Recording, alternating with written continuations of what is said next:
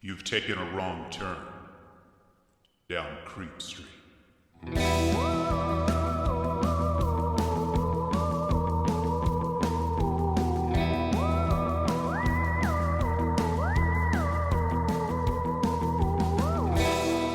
Citizens of the Milky Way, this is Maureen Bogey. And this is Dylan Hackworth. And you are listening to the CreepStreet podcast. Thank you so much for joining us today. Really quick up top, we ask that you just follow us or check us out on any of our social media platforms. We're on Twitter, Instagram, Facebook, you understand. And if you could give us a nice rating, a review, maybe let a friend know about us. That would just be so hot. And now we're ready to go. Dylan, what's the haps? Oh, ladies and gentlemen, we are getting into part 2 of Skinwalker Ranch.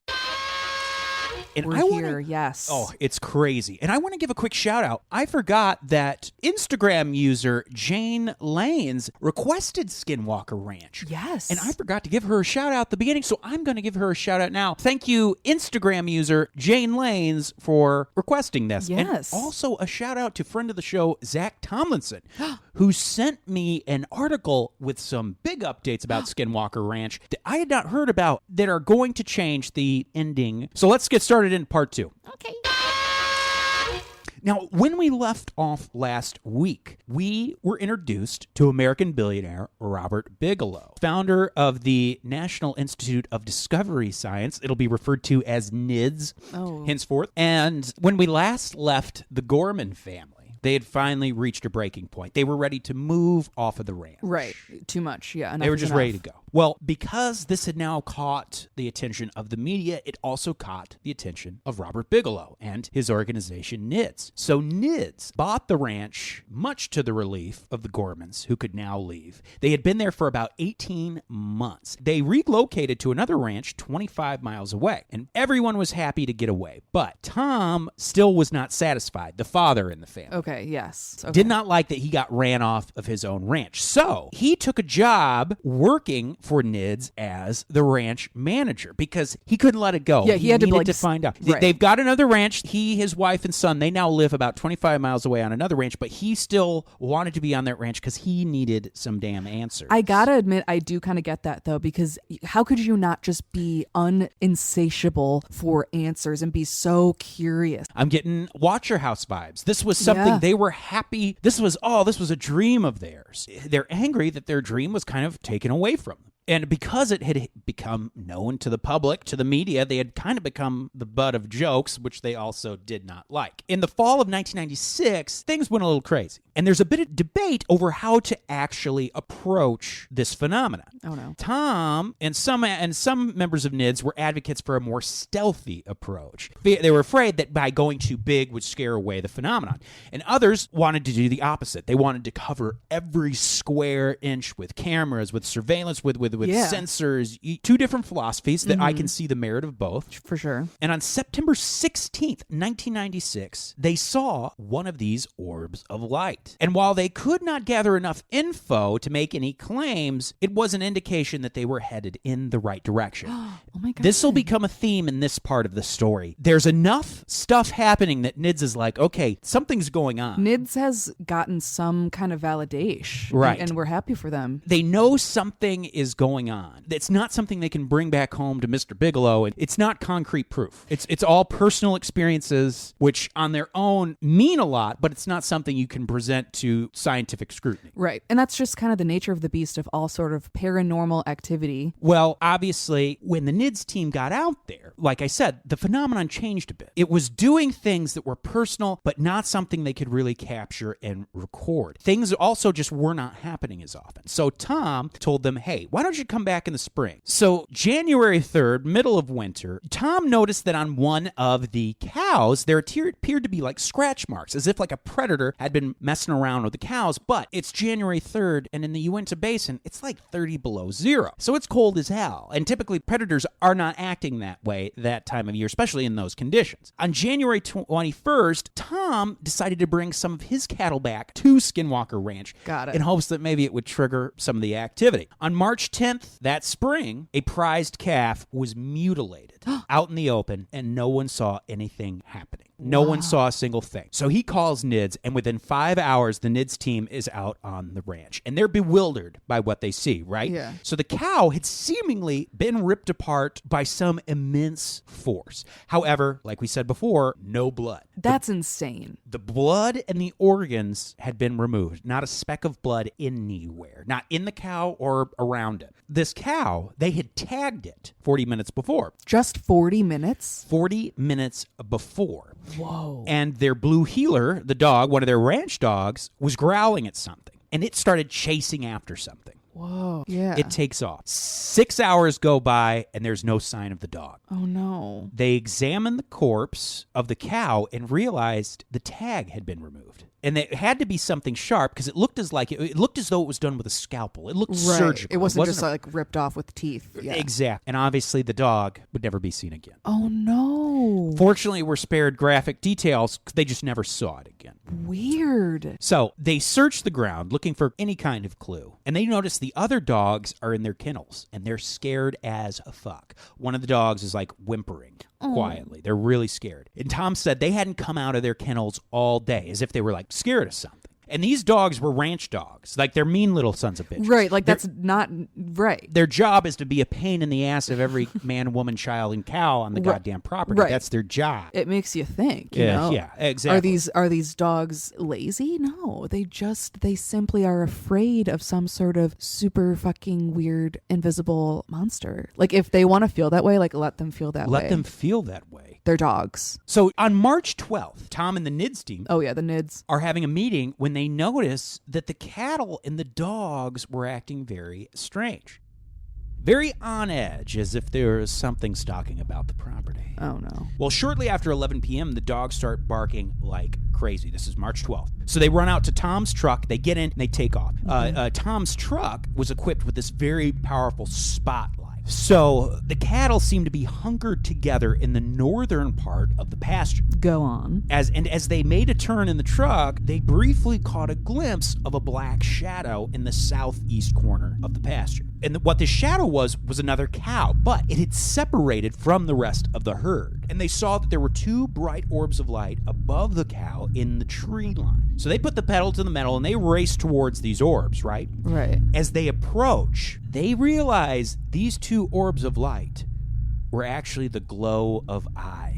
No. An animal whose eyes were at least 20 feet off the ground. Nope. And was perched in a tree. My stomach is in my throat. Well, determined not to lose another cow, Tom slams on the brakes. He gets out of the truck, grabs his rifle, and he takes aim. Wow. And the creature just calmly stares back at him. Shut it down. Bang. Tom takes a shot with the rifle and boom. He thinks he hits the creature.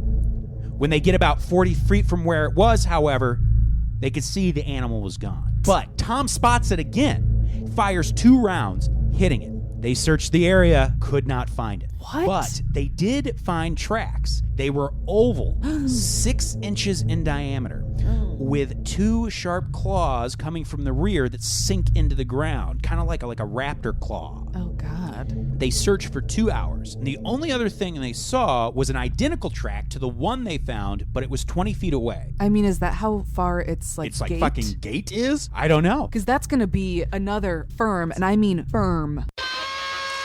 No, from me. It's a Okay, firm what the I fuck, can't Prince. handle it. The eyes. So they search around for a couple more hours, don't find anything, so they call it a night.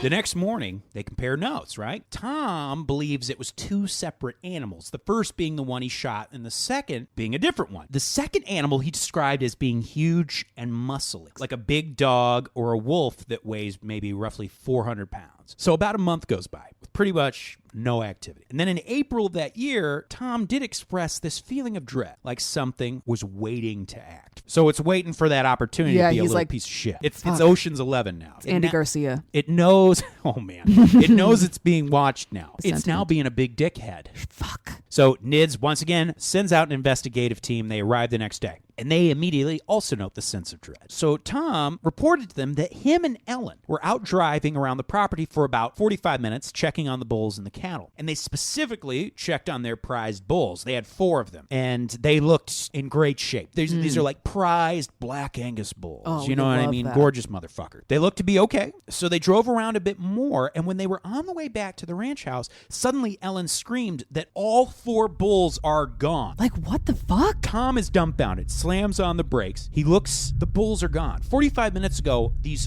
4 2,000-pound fucking steers were all in their corral, hanging out like it's fucking Entourage. 45 minutes later, gone. What? Where could they have gone in that time, and how? And can't wait to hear the explanation. Oh. So Tom goes out into this pasture, and he's standing right where the bulls would have been, and he's like, what the fuck is going on? He's like pissed as hell, I'm sure. So he walks over there, and on the western end of the corral, there was an old trailer that had been there for years that had been padlocked shut for many years. So Tom's looking around, and he walks by this trailer, and he just happens to glance inside when he sees all 4 2,000-pound bulls standing silently in the trailer. No. They seemed quiet and still, almost like they were in a trance. Tom calls for Ellen, right? And he's banging on the side of the trailer, which finally awakes and frightens the bulls, and they go batshit. Oh, of course. I mean, they're destroying the inside of this trailer, right? Oh my God. The fact that they were still at all for any period of time is insane. So they demolish the inside of this trailer. Finally, they're able to get the door open, the cows come out, and it took Tom and Ellen several hours to actually get these bulls calmed down, corralled, and organized. So Tom relays this to the NIDS team. They check out the corral. This one door where they exited was the only way to actually get into the trailer. And what's weird is even the cobwebs on the inside of the trailer were undisturbed. 4 2,000-pound fucking bulls were able to be put into a confined trailer. They didn't even harm the cobweb. And there was no real way that they could have even gotten in, isn't that right? Because the door, like, it was padlocked shut. This is one of the things that I think is the most wild about this. It's like, this is impossible. What the fuck is going on? So NIDS, they get to work with all their various instruments, and they discover that the bars of the enclosure of the fence where the bulls were had been magnetized to the point where it was off the charts of all their equipment. That's wild. Like, why all this, like, all of a sudden? But there was no sign of magnetic power detected on the outside of the same fence. Whoa. Something had greatly magnetized the area where the bulls were. Within 48 hours, the magnetization was barely detectable, so it went away. But Tom has got another story to relay to NIDS. So Tom and Ellen, the day before, had been on the western part of their ranch because they were checking on the bulls that had given them a heart attack the fucking day before, right? Right. They looked fine. But as Tom watched, he saw that one of the bulls was approaching the light blue salt lick, which they do. Like, they have salt lick out there, and he saw one of the bulls kind of trotting over, going to get him some salt. Just have a little snack, a salt snack. The bull suddenly stopped in its tracks and lowered its head in fear. And it started to back away slowly, and then faster, and then faster. And then suddenly it turned around and bolted east as fast as it could, as if it was being chased. Weird. The rest of the herd began to run with it. Right. And then they split into 2 groups, as if whatever was chasing them had divided them, had gotten in between them and had splitted them off, like forked them off. Whoa. So they split into 2 groups, veering off of each other. Tom grabs his compass from his truck because he had realized just over the months and months of this going on that whenever weird shit like this was going on, compasses would act fucked up. Right, yeah. Compasses would freak out. So Tom grabs his compass from the truck. He saw that the arrow of the compass was pointing at whatever invisible thing was chasing the cows. And it did this for 11 minutes. As they would run, this thing would move. No fucking way. This arrow was following this invisible thing that these cows were running from. And that's, again, magnetization. Magnetization. Yeah. Well, now, the good thing was NIDS had a pattern of course, that they could work with. Oh, NIDS. Yes, NIDS. And so the next couple of days were kind of uneventful, other than some strange, perfectly circular prints like we talked about before. Not a couple days after this, while they're working, all of a sudden one of the NIDS team members feels something off. off. It's indescribable. Basically, he felt like he was being watched. This feeling, and also what came with it was this sudden, just weird smell. This terrible smell, but wasn't something he could describe. It wasn't a horrible smell that you could put a name to. Yeah, it was like something he hadn't Right, really... it smelled bad, but was not something he had smelled before. And is it that he was smelling, or his body was smelling, or was he just smelling this smell? He was smelling this, right. So it's not like he was being stinky, is what I'm saying. Oh, no. Yeah. He was not Right. stinky. He was smelling. he was smelling something.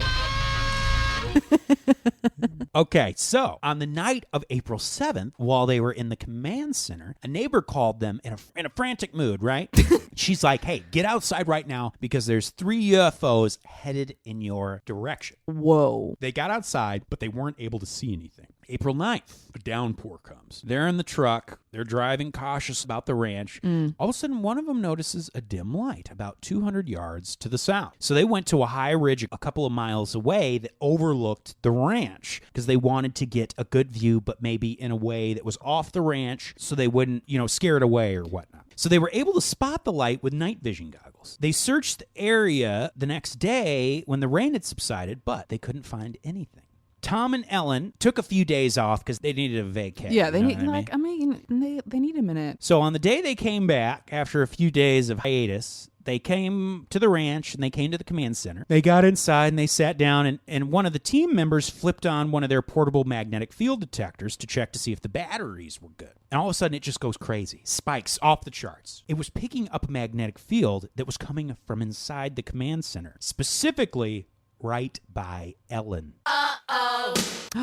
Ellen? Now, they had already checked the command center in advance to know what instruments did and didn't give off, magnetic fields and whatnot. So this was definitely Ellen, or at least something within 2 feet of Ellen. When she left the command center, it dissipated. When she re-entered, it didn't return. It wasn't something with her. If it was something with her, it left when she stepped outside of the command center. By the end of April, they were becoming frustrated, however. They certainly believed the Gormans because they were having these personal experiences, but not anything they could take back to Bigelow, right? So in May, NIDS had the idea to build a large enclosure for the ranch dogs because they had noticed that the dogs, the cattle, were always the first ones to notice something was up before it happened. Right. We're in tune with that stuff. Exactly. So they thought, well, why don't we try to use that to our advantage? So they built this enclosure and they put the dogs in there and they put on different parts of the enclosure and one in the center built up like vantage points, almost look like hunting shacks that they build up so they could get a vantage point. So if the dogs start freaking out, they can stand on one of these and hopefully see what it is they're freaking out about. Now, this is where the poltergeist activity from the house started to show up out on the ranch. Oh, okay. Something was constantly undoing the locks and letting out the dogs. Not hurting them, just letting them out. Very poltergeisty, for sure. No signs of tracks or intrusion. And this is kind of what they dealt with throughout the month of May, as the activity was kind of seemed to be subsiding. But really, one could say it was the calm before the storm. By early June, they're out there with infrared goggles and binoculars. They had realized that sometimes these things were invisible to the eye, but not to infrared, right? So in June, they're out there and they see this light to the west, and it vanished as soon as it appeared. And the examiner went out there, finds nothing. Well, suddenly, the man holding a binocular says, "Jesus!" They're like, what the fuck? And he tells them there's a large black thing about 200 feet away in the tree line, and it's moving north. He's like, it's still moving, he says. He's got the binoculars, right? And he's watching this thing that the other guy cannot see. And he's like, it's moving, I can see it. It's moving along the tree line. All of a sudden, the guy with the binoculars shouts, "It's got me." Uh-oh. It says, "We are watching you." And then all went silent. For a stretch of moments, the guy said, "It's getting smaller." And then finally, it's gone. After several minutes, this guy was able to calm down. He said the thing was so big that it was blocking out the stars. And he said it took control of his mind and told him they were being watched. Oh my God. Well, they had few other experiences like that over that summer. It was kind of a game of like cat and mouse. They would see the lights, but they would disappear, and on occasion they were contacted by this voice. Well, one day in August, when Tom was on the ranch alone without the NIDS team, something weird happened. Oh, God. It's about 4 p.m. when the cattle freaked out, and they broke through the barbed wire fence. Ooh. And they had wandered out into a neighbor's alfalfa field. And something I didn't know, the book explained, is that I guess when alfalfa is germinating, it can be not a good idea that cattle eat it, because I guess it can cause gas and bloating to the point where it can kill a cow, which doesn't happen. He's able to get him back. But they're in the alfalfa field, so Tom's like, crap, I got to get these cattle back. He's wrestling these cattle, trying to drive them back north to the ranch. But every time they would get to a certain point, the cattle would freak out, something would scare them, and they'd run back. They did not want to go back to the ranch. And it's getting around midnight, so he's been doing this for almost 8 hours now. Oh my God, I could never be a rancher. Tom decides, well, maybe I can drive the cattle east a bit and then come into the ranch from another angle, rather than just directly north. So they start east along the ranch towards a path that leads to a creek. All of a sudden, a blood-red orb shoots up from the creek, speeds right by Tom and the head of his horse he was on. The horse rears back and starts running. Oh no. Tom has to fight to get this thing to calm down. And as he's fighting to get this thing to slow down, he hears the cattle going berserk. Oh God. He gets this horse to stop finally. He looks to his left and he sees one of the cows running maniacally and appearing to almost be chasing its own tail. It's like running in circles. Whoa. This red orb is just spinning around the head of the cow. So for a moment, he's just watching this cow just be driven crazy by this orb. Oh God. And then as they approach the cow, another blood red, it's about golf ball size, flies right by Tom and his horse again. This time, the horse takes off running, full tilt towards the edge of a canyon. And this canyon wall is about 20 feet down. And, oh my God. Tom is trying to stop this horse. Can't do it. About 10 feet from the canyon cliff, Tom throws himself off the horse. The horse goes over. Tom obviously hits the hard rock floor of the basin. Takes him a minute, but he brushes himself off. He gets up, he goes, and he looks over the side of this canyon, and the horse is fine.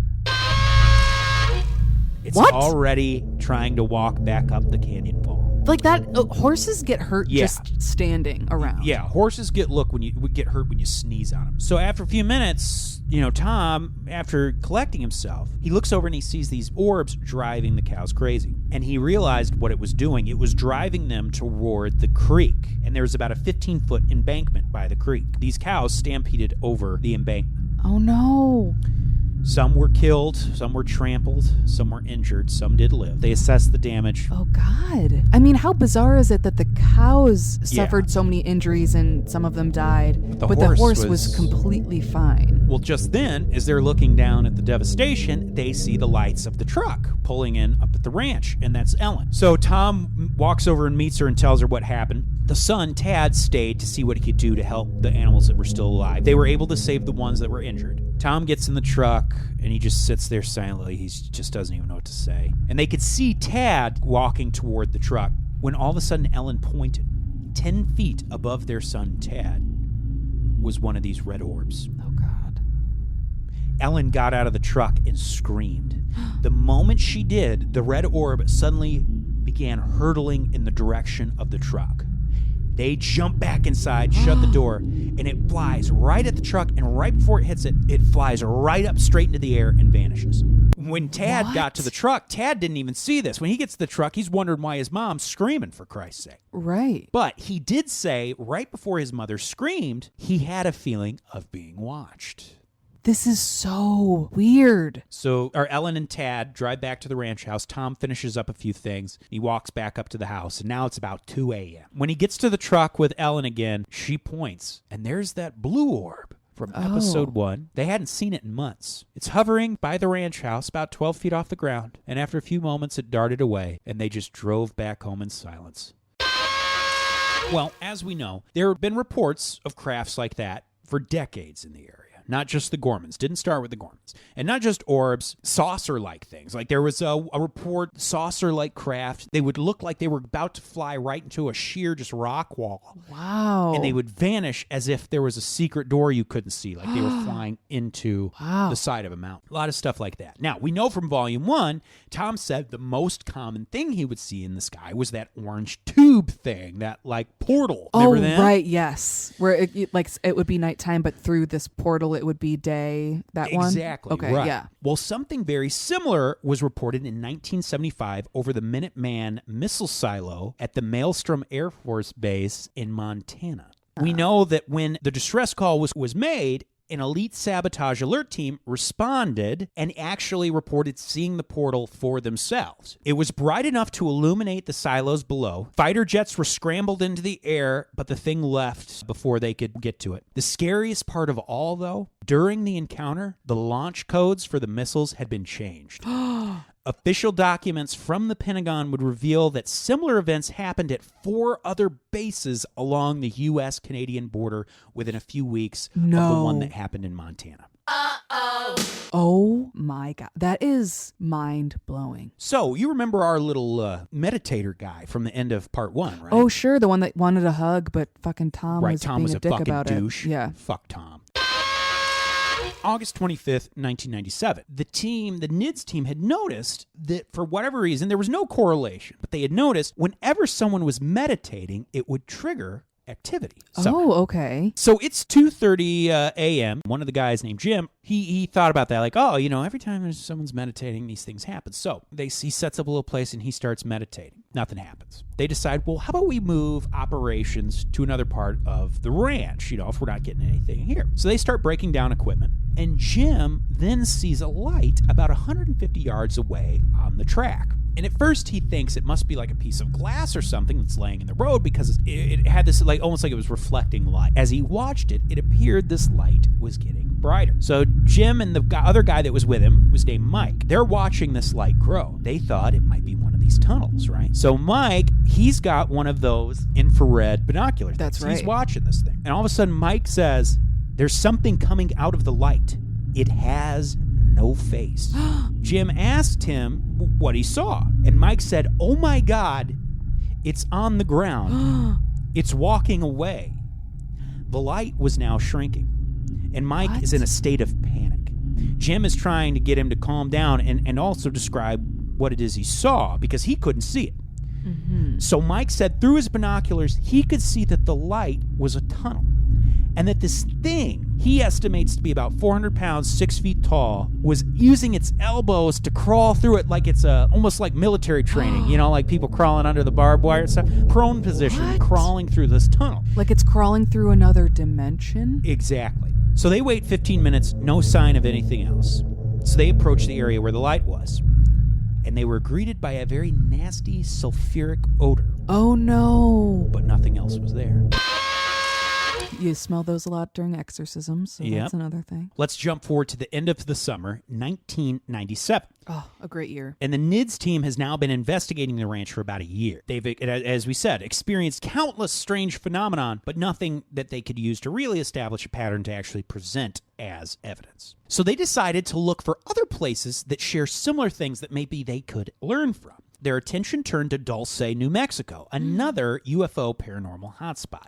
Okay. This is a secluded town in New Mexico of about 2,000 people. A local lawman there in the 1970s, his name was Valdez. He had been investigating weirdness, such as cattle mutilations and whatnot. Mm-hmm. Jump forward to 1997, and now he's working for the NIDS team. He had kind of grown a passion for this, and now that he's retired, he's working for the NIDS team. Oh, hell yeah. And one thing that Dulce and Utah had in common was just the sheer variety of phenomena.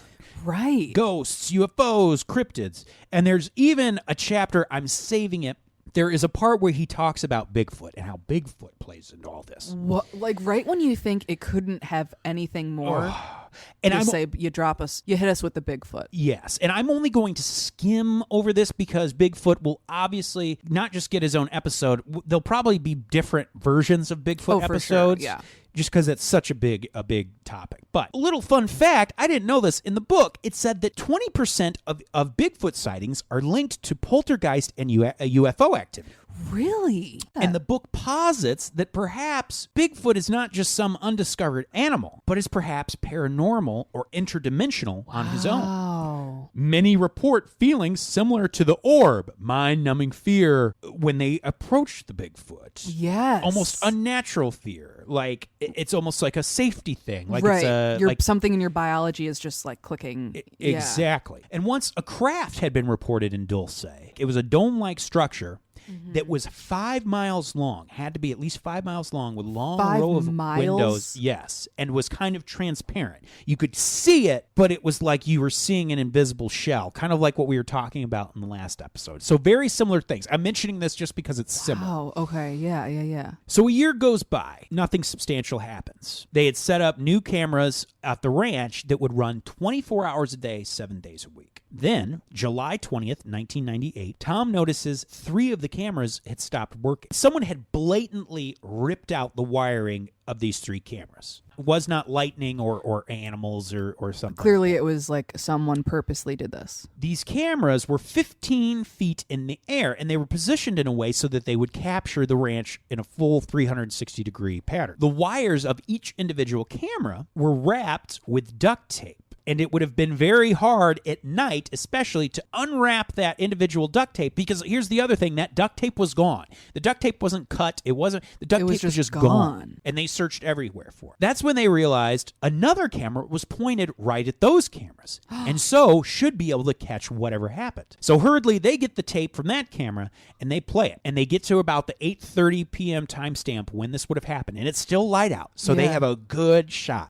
Nothing happens. So they send the footage down to Las Vegas, where George Knapp is and stuff, so they can enhance it. They were able to enhance it enough that you could see the individual red lights on the camera, and you could see when they turned off, but you couldn't actually see anything rip out wires or whatnot. 8 months goes by. Tom is still the ranch manager, and by now it's April 1999. Him and Ellen are driving up to the ranch house when they notice a commotion amongst their horses. They see them kicking up dust and shit. They get closer and realize the horses are not alone. At first, they thought one of the ranch dogs was just harassing the horses, which I guess kind of did from time to time. Right, you know. As they got closer, they realized it wasn't a dog. It almost looked like a hyena, but it had a bushy tail. So they got about 40 yards away, and they realized that this was none of those things. Not a dog, not a hyena, not a coyote or fox. Its fur was reddish, and it was very muscular, and it had stubby legs like a bull.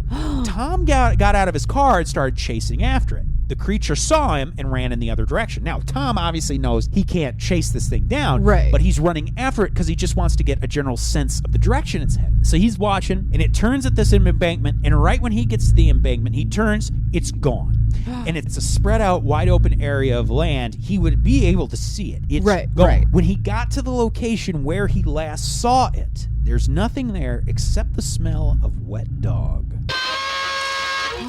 There's some door to somewhere, or something's going on, and this thing sounds like a Pokemon. And these strange one-off animal sightings were kind of common. For example, the wolf at the very beginning of our story. Right, that huge-ass wolf. They never really saw it again, unless, remember that time Ellen was in the car and she saw... And that like one other time. Right, but she said she couldn't see wounds from the... So we don't even know if that was the same one. So, True. Other than Ellen seeing it, that was theoretically the only time we actually see that white wolf. Right. But there was other things. Tom once reported seeing these very bright red birds. And that's the thing about these animals. It's not that they necessarily seem otherworldly, it's just they seem out of place. These bright red birds seemed tropical. They would not be, birds like this would not be. They don't live there, in right. fucking Utah. Just weird things like weird that. Shit. Another weird thing, kind of, maybe it's not related, but it's similar. Years ago, a couple was driving along the road alongside the ranch when they saw a man to the side of the road.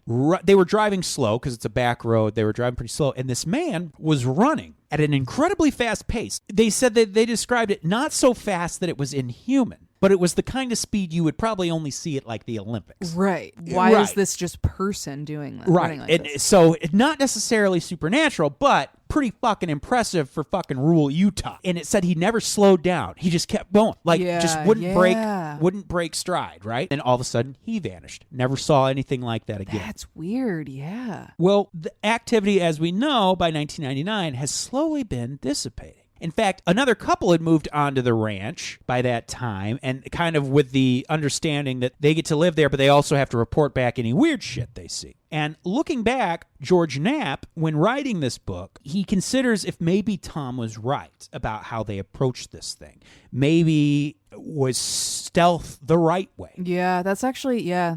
Because since NIDS' involvement, the phenomenon has kind of just progressively gotten lighter and lighter. And this also brings us back to the idea of feeding on fear. Perhaps the activity, and George says this, I'm assuming it was George. It sounded like it was George Knapp's, the way it was written. He posits that perhaps why the activity dissipated is because this thing, like we said, specifically was feeding on fear. Right. So when the Gormans are there, they're just people happy to have gotten their ranch. Right. They knew no previous history about the place, none of that shit. So when they're experiencing those things, it's not something they expected or asked for. Or want. So that fear is real. When a NIDS team gets out there, they're there for that specific purpose. That's a really good point. And though sometimes they might get a little spooked, they're not going to, because they are there specifically seeking out. They want that to happen. And therefore, if we go with the idea that this thing is feeding on fear, therefore its food source kind of gets depleted. That's a really great point, and I think that's something that people, haters or whatever, right? They think that that's like proves that it's not really happening because you can't get the evidence for it, but maybe they're correlated in that way, and that's kind of just like the catch-22 of it all. And Knapp even takes it a bit farther and wonders if the phenomenon was actually trying to reach out to them. Right. And because of their sort of calculated approach, if they sort of cut it off, essentially. Right. So that asks us to beg the question, what the fuck is going on at Skinwalker Ranch? What in the actual fuck is going on?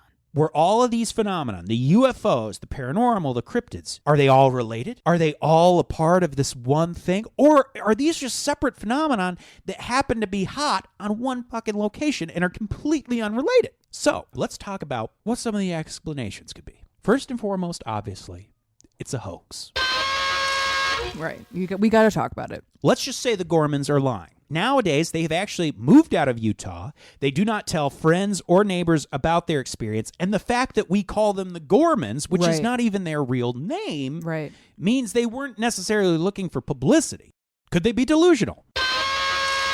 Who knows? Yeah. I mean, it's not out of the realm of possibility. Now, could there be a natural reason in nature? Also, NIDS examined the local area to make sure there was nothing growing that might give off hallucinogenic effects. Oh, okay. Like fauna or something. Maybe it got into the water or it could release it in the air. Found nothing around there that would lend itself to that. Extraterrestrials.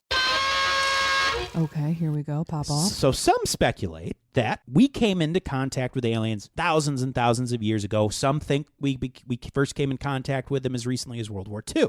And that actually this activity is actually humans using alien technology. Humans have been able to manipulate this technology, but manipulate people into thinking these are aliens visiting Earth so they can keep it secret that it's actually top secret technology. Right. Instead of being like, hey, the Air Force is working on some new jets that are circles and can go into mountains. They're like, oh no, actually, it must be aliens. Exactly. Kind of okay. Something that lended itself to this is the fact that the orbs would sometimes seem to not be able to find Tom. When he would hide in the brush, it would act like it was looking for them. One time in particular, it was looking for him, he was hiding, and then when it started to take off, he stood up screaming, and then he hit again, and it kind of blinked and flew away. And Tom talked about how this was one moment where he kind of felt good about himself. He felt like he had outsmarted it, which makes you think, well, maybe it's operated by people. Right. Was it aliens visiting Earth? Maybe.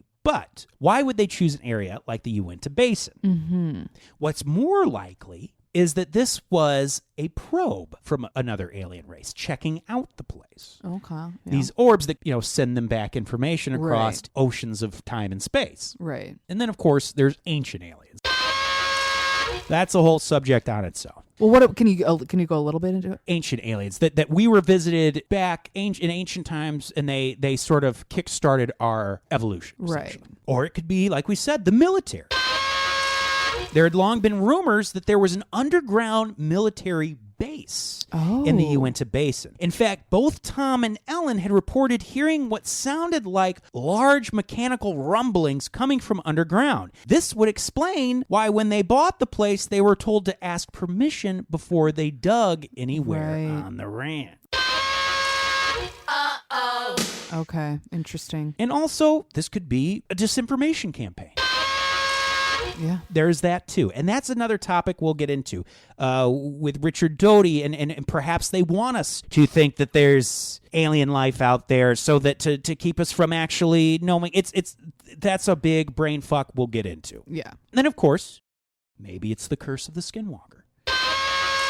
Yeah. As we know from part 1, in Navajo tradition, if we go by that tradition, all skinwalkers are evil witches. Right. Now, they did kill them some animals, for sure. Yeah. But you would think if something was evil, it would have easily have killed the people too. Right. Not just the animals. Why would it not? If it's an evil witch, why would it not also kill Tom and his family, right? Right. Then there's other dimensions. Mm-hmm. Maybe these are things traveling from other dimensions. Yeah. That's its whole thing. Like coming through that portal that we were talking about, or Exactly. Yeah. Mm-hmm. And then there's something the book calls outer world theory. This is the metaphor they use in the book. This is not from me. But it said, imagine an anthill next to a 10-lane superhighway. How would an ant from that anthill be able to even understand what those 10 lanes even mean? What do ants and them really know about us? Right. Maybe these races are so advanced, we're a part of their everyday, like ants are to us. Right. But they're That's so so huge, we interesting. can't even comprehend them. Oh, that is very crazy. And then there's the inner worlds theory. Remember how things were triggered by meditation? Right. This other woman showed up on the ranch in 1996. Tom, this was when the Gormans were there. Tom knew she seemed off. Well, when Tom was talking to this woman, a tree next to them began to shake violently. What? And the woman said she saw demons in the tree. She was hysterical. She's like, there are demons in the tree. Tom could see the tree shaking, but could see no demons. So that brings us in the idea of consciousness. And DMT, there's talk about maybe these things talk to us through DMT. There's a theory that there was originally 9 dimensions. Mm-hmm. We live in the 3 dimensions, but something happened where the other 6 got spread out. We live in the 3 dimensions. Okay. But these other 6 are sort of spread out. And the way they described it, think of it like a TV when you can adjust the picture setting. Mm-hmm. Okay, yeah. Certain settings, you get more color. You get more picture. Think of it like that. We're still living in the same dimensions as them. They're just operating on more dimensions. Right. And therefore are able to manipulate dimensions. Right. My mind is absolutely blown, honey. I am, wow. This episode really has shaken me to my core. Because a few months ago, you remember, I was reading about Skinwalker Ranch, and this was on Wikipedia. In 2016, this is long after the book has been written.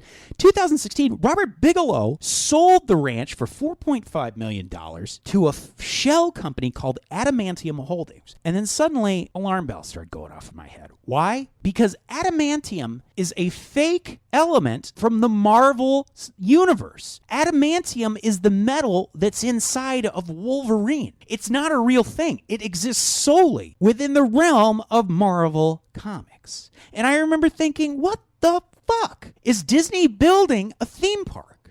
I mean, what in the fuck is going on? Well, guess what? Since Adamantium Holdings bought Skinwalker Ranch, they blocked off all roads coming in and out of the ranch. Oh, fuck. What's going on? Well, this is where Zach Tomlinson came in.